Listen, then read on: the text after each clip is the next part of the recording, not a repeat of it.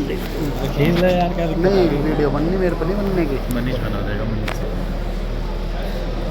बड़ी बना दो उसकी, ऐसे बना दो।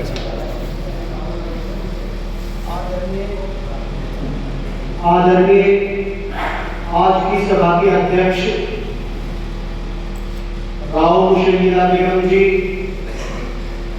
चेयरमैन प्रतिनिधि हाजी राव जमशेद जी और हमारे कस्बे के अधिशासी अधिकारी श्री जितेंद्र राणा जी, समस्त सभासदगण, कर्मचारीगण और बाहर से आए हुए सभी अतिथिगण। ये तो आप सभी जानते ही हैं कि आज 26 जनवरी है। 26 जनवरी सन 1950 को हमारा देश गणतंत्र हुआ था। यानी कि हम आसान से शब्दों में कह सकते हैं कि 15 अगस्त सन 1947 को हमारा देश आजाद तो हो गया था, लेकिन हमारे देश में कानून व्यवस्था सुचारू रूप से लागू नहीं हुई थी और हमारे महानायक डॉक्टर भीमराव अंबेडकर जी के अथक प्रयास से 26 जनवरी सन 1950 को हमारे देश में अपने संविधान लागू किए गए। अभी अभी हमारे सभासद साहब ने बताया कि इसे बनाने में बहुत समय लगा। ये एक दिन का काम नहीं था, इसे बनाने में 2 वर्ष 11 महीने और 18 दिन लगे। रात दिन की मेहनत करके हमारे बाबा साहब ने संविधान की रचना की और एक बहुत बड़ा लिखित संविधान हमें दिया।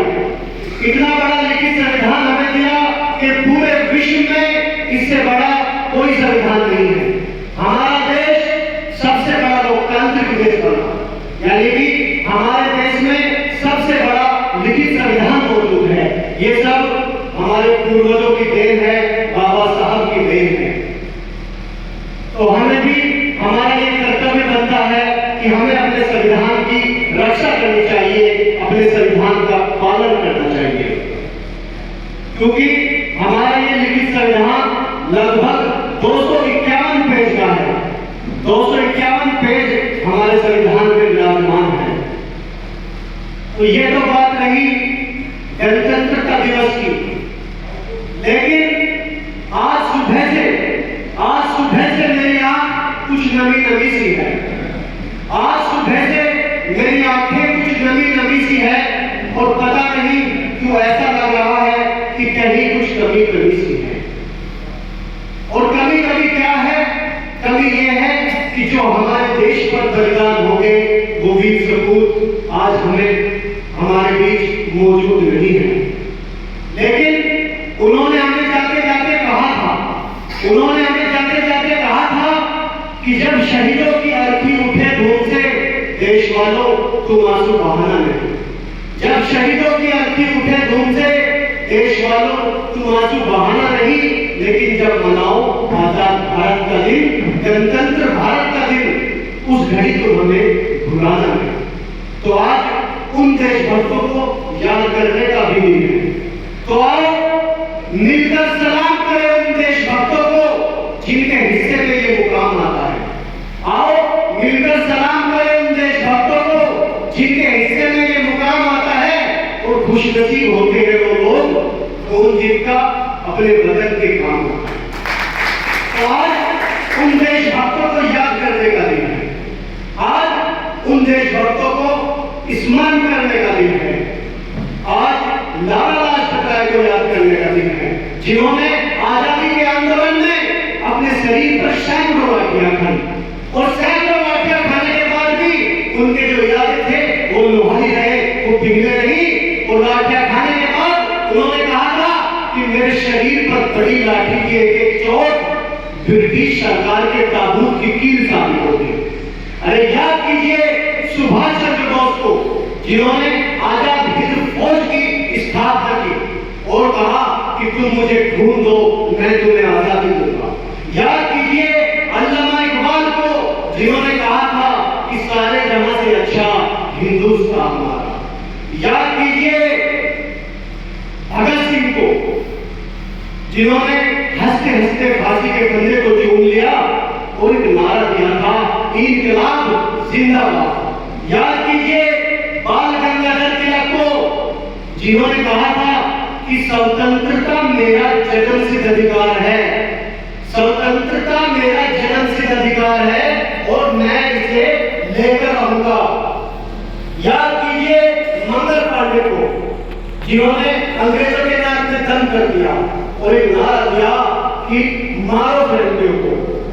याद कीजिए ऐसे सभी स्वतंत्रता सेनानियों को, याद कीजिए लाल बहादुर शास्त्री को, जिन्होंने कहा था जय जवान जय किसान, और बहुत से हजारों की तादाद में स्वतंत्रता सेनानियों के नाम है। आज उन्हें याद करने का दिन है। याद कीजिए चंद्रशेखर आजाद को, सरोजिनी नायडू को, हाजी इमदादुल्लाह महाजर मक्की को, हाफिज जामिल शहीद को, और याद कीजिए अशफाकुल्लाह खान को, जिसे अंग्रेजों ने कहा था अशफाकुल्लाह खान तुम तो मुसलमान हो, फिर तुम भगत सिंह जैसे काफिरों का साथ क्यों देते हो। तब अशफाकुल्लाह खान ने कहा था कि क्या किसी के माथे पर लिखा रहता है कि तू हिंदू है मुसलमान है? नहीं, कुदरत ने तो इंसान को इंसान बनाया, फिर हम ही ने तो उसे हिंदू या मुसलमान बनाया। तब अंग्रेजों ने कहा था तू याद रखना हम तेरे माथे पर मुसलमान लिखकर तेरे को जो है गोली मारेंगे। तब अशफाकुल्लाह खान ने कहा था कि मैं मर जाऊं तो मेरे माथे पर इनकलाब लिख देना, मैं मर जाऊं तो मेरे माथे पर इनकलाब लिख देना, और हो सके तो मेरे कफन के कोने कोने पर हिंदुस्तान लिख देना। आज उन वीर शहीदों को याद करने का दिन है। आज उस छोटे से बालक को याद करने का दिन है जो 12 साल की उम्र में शहीद कर दिया गया। याद कीजिए उड़ीसा के बाजी राउत को, जिसे 12 साल की उम्र में अन्य सीने पर गोली मार के शहीद कर दिया।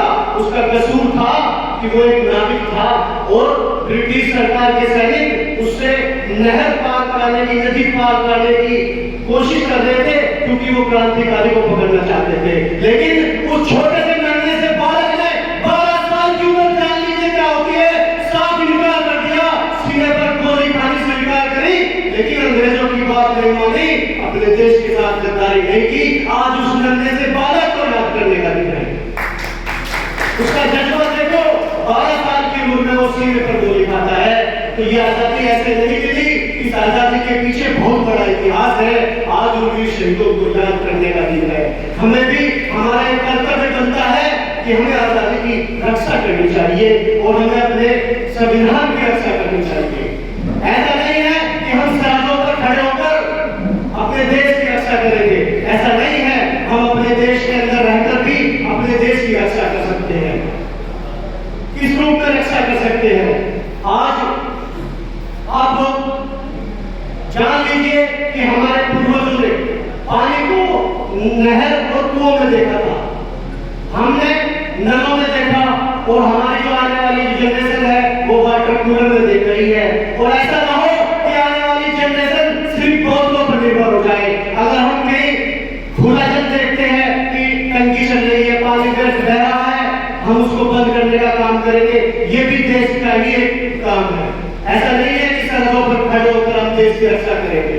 अगर हम इधर उधर कूड़ा फेंकते हैं, उसको सही जगह पर फेंके, ये भी देश का ही एक काम है। तो हम आजादी, हम ऐसा नहीं है कि देश की रक्षा सरहदों पर करेंगे, हम अपने देश में रहकर भी अपने देश की रक्षा कर सकते हैं।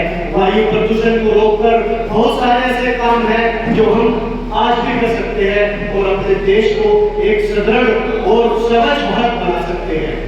बहुत सारी बातें हैं, यहीं पर अपनी बातें खत्म करता हूँ और अंत में कहता हूँ कि अगर कुछ है तो इस देश की धरती सहगाई, अगर कुछ है तो इस देश की धरती सहगाई, किसी को जिंदगी देंगे, किसी से जिंदगी पाएंगे।